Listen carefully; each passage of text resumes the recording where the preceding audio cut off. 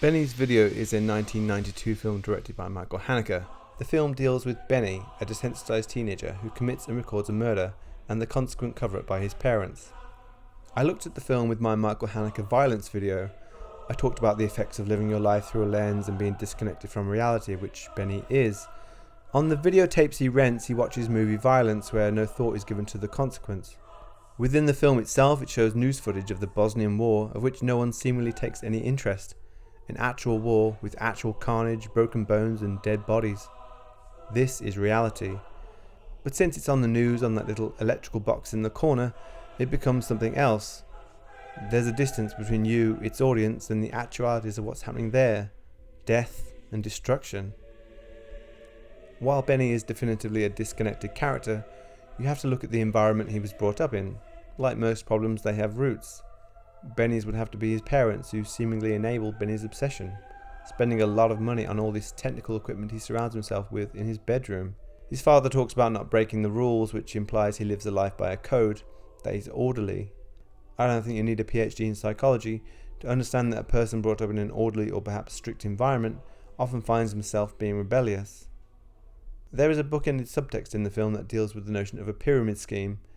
Benny's sister Evie hosts a party at the beginning of the film, bringing people in, calling them pilots and passengers.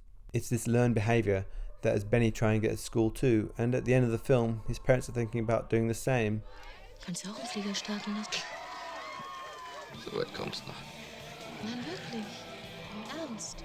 We are a product of our parents. Yes, we may rebel against their nature at times, but they have influence over what we do and how we act. And just like Benny is methodical, cleaning up the girl's blood just like how he would spilled milk, his parents are the same, discussing in detail the options at dealing with their son's crime. The fact that they talk about parental neglect suggests even if they don't feel responsible, society will tar them with that brush. Benny is their son. He is part his father, part his mother. He's not an individual in their minds, he's both of them. When Benny shaves his head, his father is horrified, listing off the many reasons why Benny could have done this. Are you doing this to rebel? To impress? Is it a new fashion? But the truth is that Benny doesn't really have an identity. Sometimes being your parents' kid is rough. This is the new Benny. He may be ashamed, but this is who he is in the present. He punches his best friend in class. He is changed. When he goes through the dead girl's bag, he discovers a Russian doll-type toy. He opens the layers, but it's empty inside. A vessel with no soul, just like Benny. Benny and his mother take a trip to Egypt, which is to be their alibi for whatever his father does with the corpse back at home.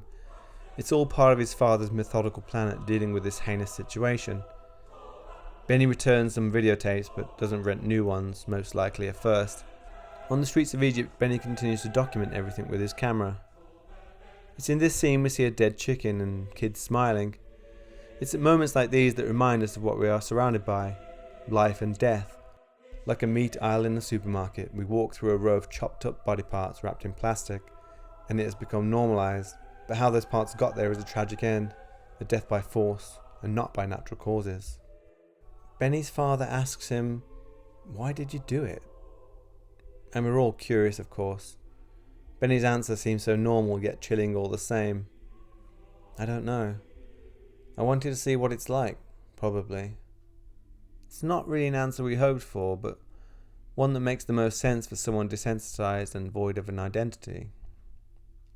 The walls of the apartment are plastered in famous artwork, Da Vinci, Warhol. There must be 100 pieces all completely covering the walls.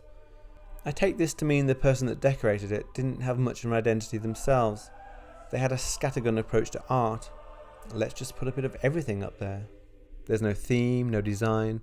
It's like they were ashamed of the walls they were trying to cover up. It's a great metaphor considering the dead body in their house, a result of one person not having an identity and another thing they have to conceal because of it.